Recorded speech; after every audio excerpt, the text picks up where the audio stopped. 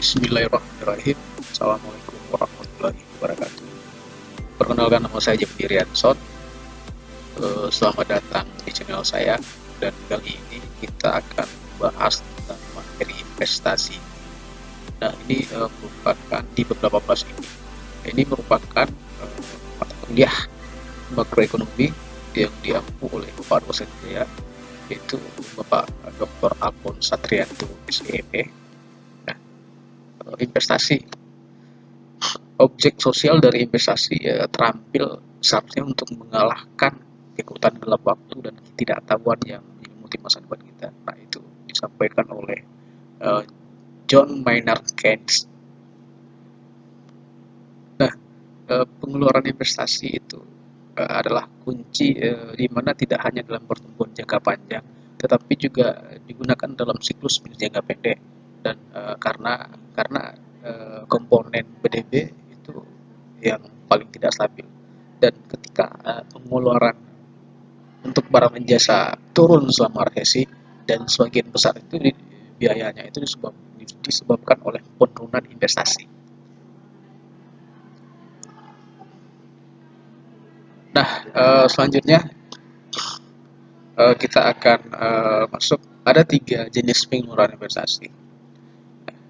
Yang pertama itu ada investasi tetap bisnis, yang kedua ada investasi residensial, yang ketiga ada investasi persediaan. Di investasi tetap bisnis ini itu mencakup ada seperti peralatan dan struktur yang dibeli bisnis untuk digunakan dalam produksi.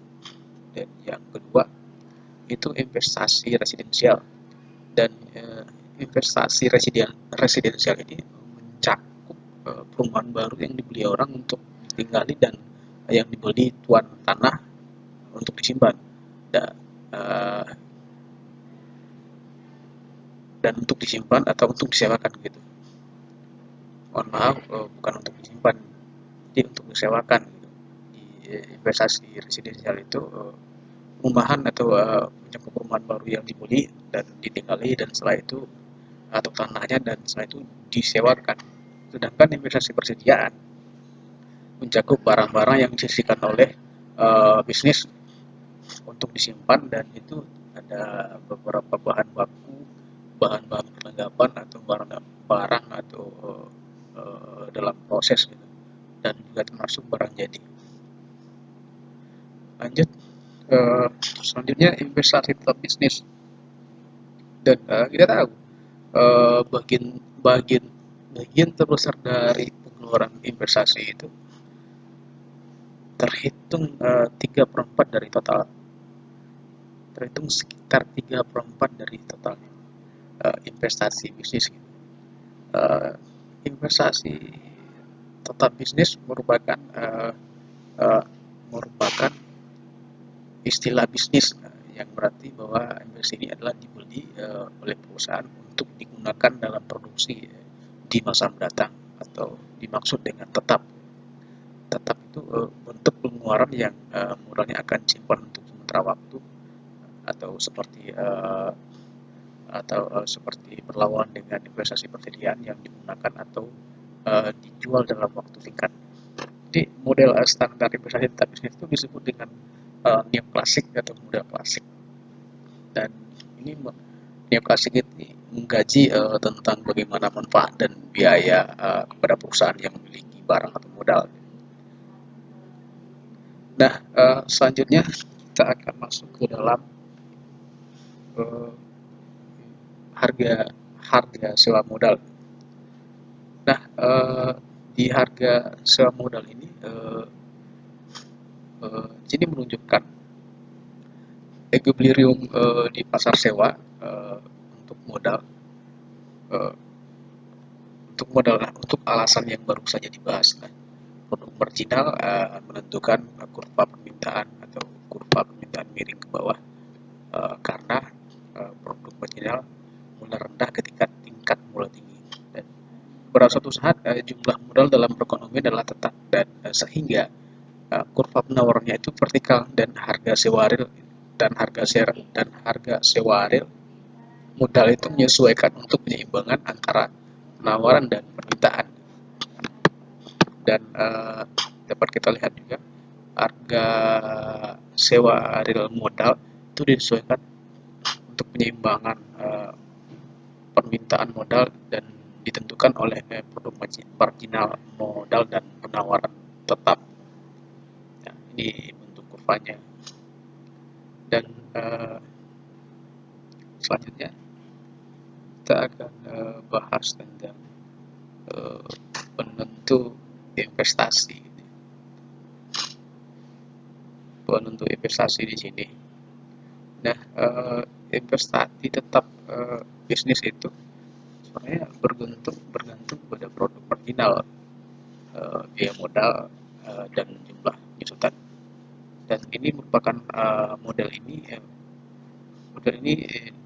menunjukkan bahwa investasi itu bergantung pada tingkat bunga, dan penurunan tingkat bunga real itu menurunkan biaya modal, dan karena itu meningkatkan jumlah keuntungan dari memiliki modal dan meningkatkan insentif untuk mengakumulasi lebih banyak modal. Nah, demikian pula dengan tingkat bunga real dan meningkatkan biaya modal dan menyebabkan perusahaan itu mengurangi investasi mereka, dan alasan ini merupakan schedule dari investasi yang menghubungkan investasi dengan tingkat bunga real miring bawah seperti pada kita bisa lihat di tabel mohon maaf, jadi saya bisa lihat dari kurva ini ada di panel A itu. Nah, di sini ada panel B ini. Kita bisa lihat di model ini menunjukkan investasi itu bergantung pada tingkat bunga. Jadi penurunan tingkat bunga itu juga menunjukkan dan juga menurunkan biaya modal. Oleh karena itu meningkatkan jumlah keuntungan dari memiliki modal dan meningkatkan insentif untuk mengakumulasi lebih banyak modal. Demikian pula peningkatan tingkat bunga real meningkatkan biaya modal dan menyebabkan perusahaan mengurangi investasi mereka. Itu tadi yang saya sampaikan. Nah, selanjutnya yang agak banyak ini di panel A ini, model tersebut juga menunjukkan apa yang menyebabkan jadwal investasi itu bergeser. Nah, jadi setiap peristiwa yang meningkatkan produk marginal modal meningkatkan profitnya investasi dan menyebabkan jadwal investasi itu bergeser keluar. Nah, seperti pada bisa kita lihat di panel B ini, ada panel B pergeseran fungsi investasi. Nah, di sini contoh misalnya teknologi yang meningkatkan parameter fungsi produksi A itu juga meningkatkan produk marginal modal dan untuk setiap tingkat bunga tertentu, dan meningkatkan jumlah barang modal yang ingin dibeli oleh perusahaan persewaan. Nah, terakhir untuk mempertimbangkan apa yang terjadi karena penyesuaian stok modal ini berlanjut. Nah, sepanjang waktu, jika produk marginal dimulai di atas biaya modal dan persediaan modal akan naik dan produk marginal itu akan turun. Dan jika produk marginal modal dimulai di bawah biaya modal, artinya persediaan modal akan turun dan marginal produk akan naik, dan akhirnya saat persediaan modal menyesuaikan.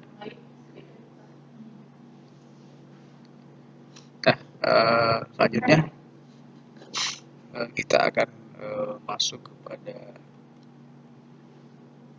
investasi tetap bisnis.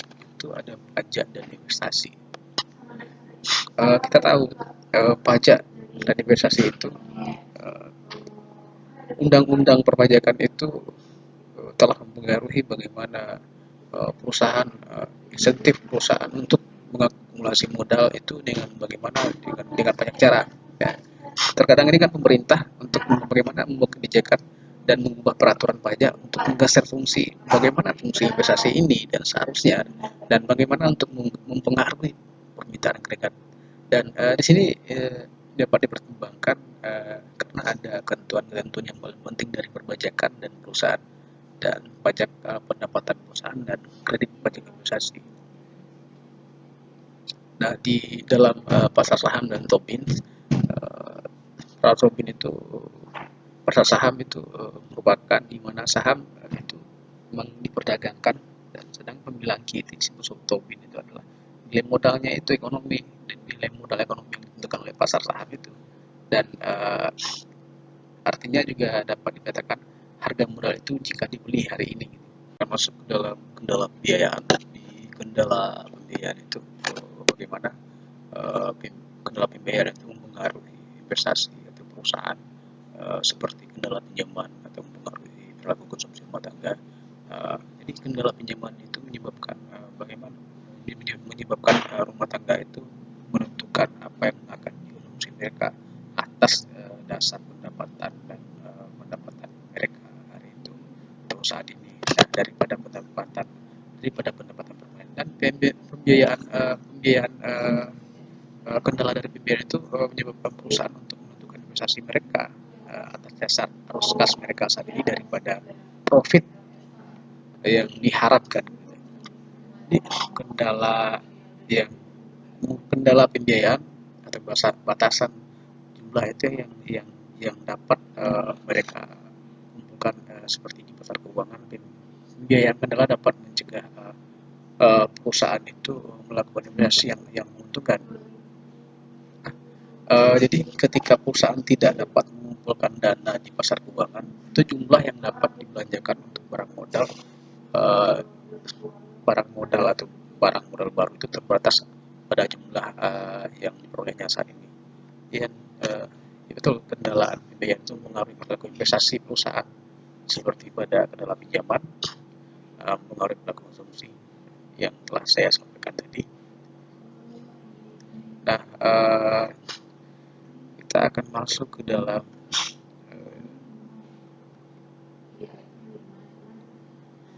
keseimbangan stok dan aliran pangan. Keseimbangan stok dan aliran pangan ini ada kalau kita lihat di sini ada dua bagian model. Yang pertama itu pasar bentuk stok rumah yang menentukan harga keseimbangan perumahan, dan kedua itu harga dan yang kedua itu harga rumah yang menentukan harus investasi residensial. Nah, dapat kita lihat di sini di kurva ini keseimbangan stok dan aliran pasokan ini. Nah, di sini menunjukkan bagaimana harga relatif PH atau P perumahan ditentukan oleh penawaran dan permintaan stok rumah yang ada.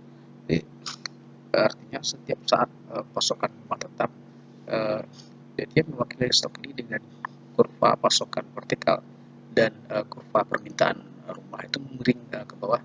Artinya karena harga yang tinggi menyebabkan orang tinggal di rumah yang lebih kecil. Nah, berbagai tempat tinggal artinya mereka lebih menggunakan rumah yang lebih kecil di berbagai tempat tinggal. Bisa juga atau kadang-kadang bahkan menjadi atau kadang-kadang harga perumahan ini menyesuaikan untuk penyeimbangan penawaran dan permintaan. Nah, di sini dapat kita lihat lagi di panel B-nya ini. Di panel B itu menunjukkan bagaimana harga relatif rumah itu menentukan penawaran rumah baru, dan perusahaan konstruksi itu membeli bahan dan menyewa tenaga kerja dan untuk membangun rumah, dan kemudian menjual rumah tersebut dengan harga pasar, dan biaya mereka itu bergantung pada harga keseluruhannya itu. Contohnya ada batu, bata atau material, dan pendapatan mereka itu bergantung pada harga rumah, dan semakin tinggi harga relatif rumah maka semakin besar insentif untuk membangun rumah, dan semakin banyak rumah yang dibangun. Dan di sini disebut dengan aliran rumah baru, investasi residensial. Nah, karena dia bergantung pada harga keseimbangan yang ditetapkan di pasar untuk rumah yang ada. Nah, model investasi residensial ini mirip dengan teori Qi, investasi tetap bisnis. Nah, kita lanjut kepada perumahan. Mohon maaf, kita akan masuk kepada pasar perumahan, pasokan perumahan baru. Di sini ada panel A dan panel B.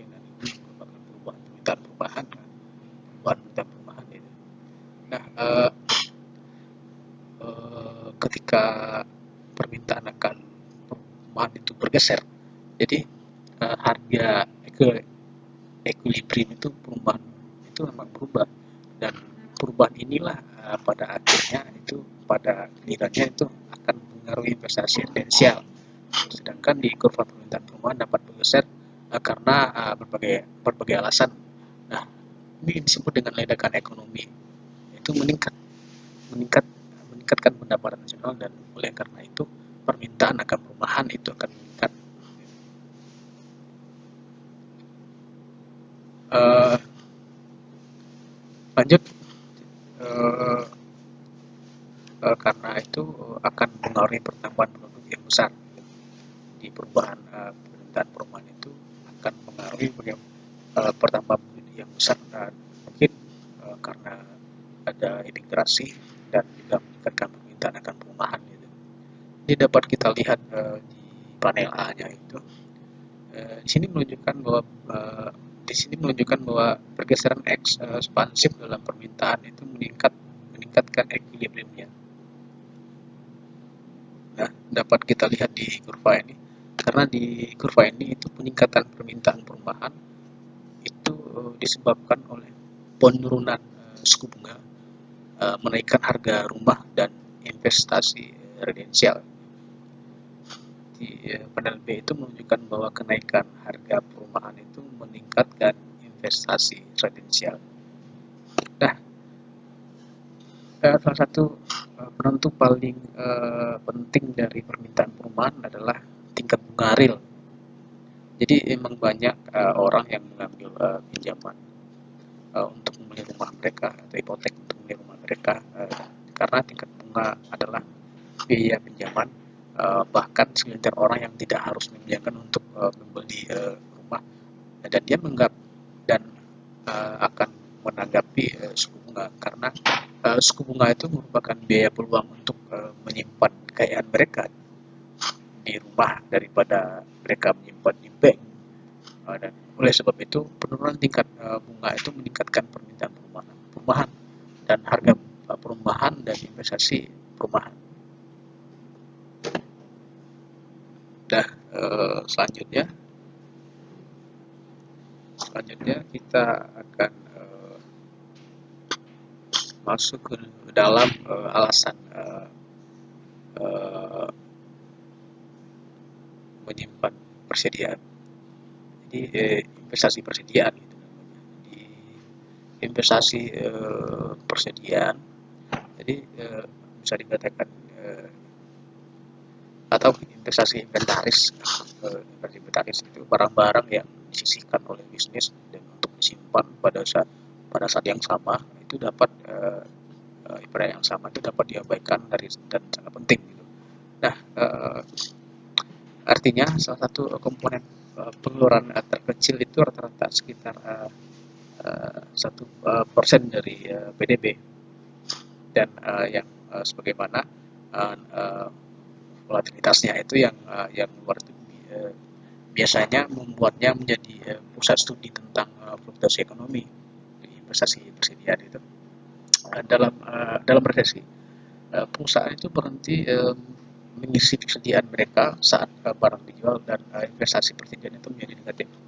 Nah, alasan menyimpan persediaan, kita tahu salah satu pengangguran persediaan adalah untuk memperlancar tingkat produksi dari waktu ke waktu. Bagaimana perkembangan suatu perusahaan yang mengalami ledakan dan kegagalan sementara dalam penjualan. Nah, perusahaan itu memproduksi lebih sedikit dari artinya perusahaan memproduksi lebih sedikit daripada yang dijualnya, dan pengeluaran barang persediaan merupakan motif untuk menyimpan persediaan, dan itu disebut dengan peralatan produksi.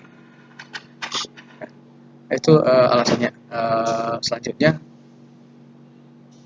kita akan persediaan itu merupakan bentuk alasannya yang pertama gitu. Nah, sedangkan alasan kedua untuk menyimpan persediaan adalah karena memungkinkan perusahaan untuk bagaimana dia beroperasi lebih efisien, seperti toko eceran. Nah, misalnya di bentuk contohnya itu dapat menjual barang dagangan dengan lebih efektif, dan jika mereka memiliki barang untuk ditunjukkan kepada pelanggan gitu. Nah, jika perusahaan manufaktur untuk menyimpan inventaris suku cadang untuk mengurangi waktu penutupan jalur perakitan saat mesin rusak, di mana dalam beberapa hal itu kita juga dapat melihat bagaimana persediaan itu sebagai faktor produksi, dan semakin besar stok persediaan yang dimiliki perusahaan, maka itu akan semakin besar pula untuk yang dapat diproduksi. Nah, alasan ketiga itu menyimpan persediaan itu adalah bentuk dari menghindari kehabisan barang ketika penjualan itu tiba-tiba tinggi, dan perusahaan itu kan sering kali harus membuat keputusan produksi sebelum tingkat permintaan dan pelanggan. Nah, contoh misalnya uh, penerbit harus memutuskan beberapa lembar buku yang akan dicetak, dan sebelum mengetahui apakah buku tersebut akan diminati oleh beberapa konsumen, dan uh, dan uh, dan itu uh, dan itu seandainya seandainya jika permintaan itu melebihi produksi dan tidak ada persediaan dan barang tersebut akan habis untuk suatu periode, dan perusahaan akan kehilangan penjualan dan laba atau income-nya, dan persediaan dapat mencegah hal ini terjadi. Nah, motifnya untuk persediaan ini disebut dengan menghindari stock out gitu. Nah, dan selanjutnya kita tahu di mana banyak barang itu memerlukan sejumlah tingkat produksi, dan oleh karena itu membutuhkan waktu untuk bagaimana memproduksi itu kan tentu membutuhkan waktu, dan ketika suatu produk hanya diselesaikan sebagian, sedangkan komponen yang telah dihitung itu bagian dari persediaan perusahaan, dan persediaan ini memang disebut dengan barang dalam proses gitu. Dan selanjutnya bagaimana suku bunga real dan kondisi kredit itu untuk investasi. Nah, kita tahu besok daripada penjualnya hari ini, dan ia itu melepaskan bunga yang bisa diperolehnya antara hari ini dan besok. Dengan demikian tingkat bunga real itu mengukur biaya peluang untuk menyimpan persediaan, dan investasi persediaan itu juga bergantung pada kondisi kredit. Nah, banyak perusahaan itu mengandalkan pinjaman bank bagaimana membiayai pembelian persediaan mereka, dan mereka di sini mengurangi ketika pinjaman ini memang sulit didapati, dan selama ada beberapa krisis kredit itu perusahaan itu akan mengurangi pemilikan persediaan mereka secara substansial. Nah, selanjutnya kita akan masuk ke dalam kesimpulan. Nah, tujuan dari investasi ini bab 18 ini adalah untuk bagaimana mengetahui atau menganalisa faktor-faktor penentu investasi secara rinci, dan kita juga bisa melihat kembali berbagai model investasi yang mana kita bisa melihatnya dari tiga tema gitu.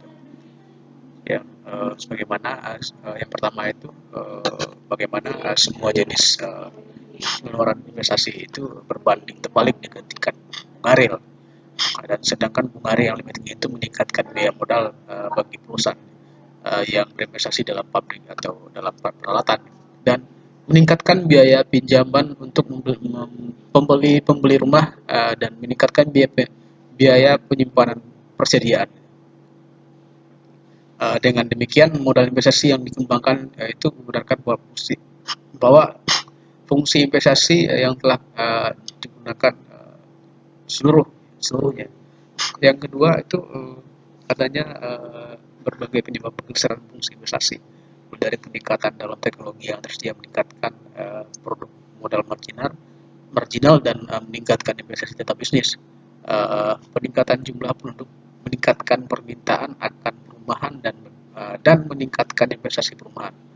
Yang terpenting dari berbagai hal itu, bagaimana kebijakan berbagai kebijakan ekonomi seperti perubahan dalam kredit, pajak investasi, dan pajak penghasilan. Di sini dia akan mengubah insentif untuk berinvestasi dan dengan demikian menggeser fungsi investasi itu sendiri. Nah, yang ketiga itu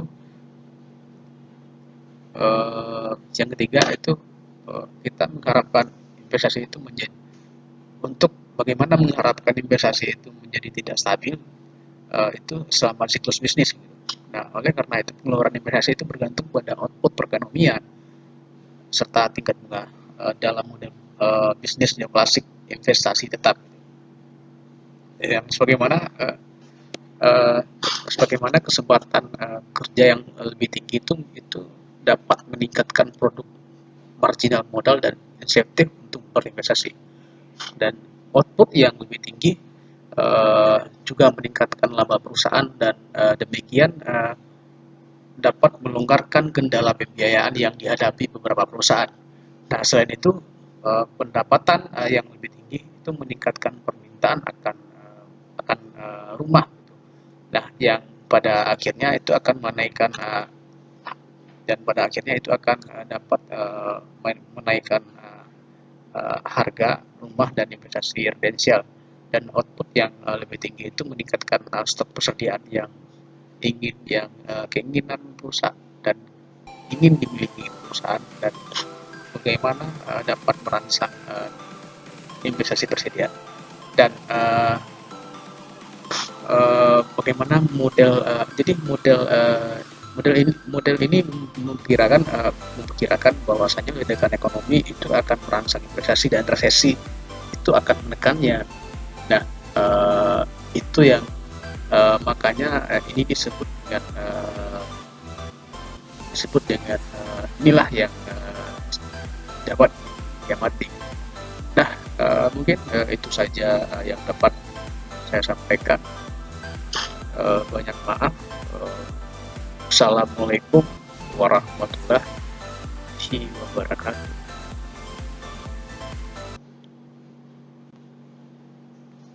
Terima kasih.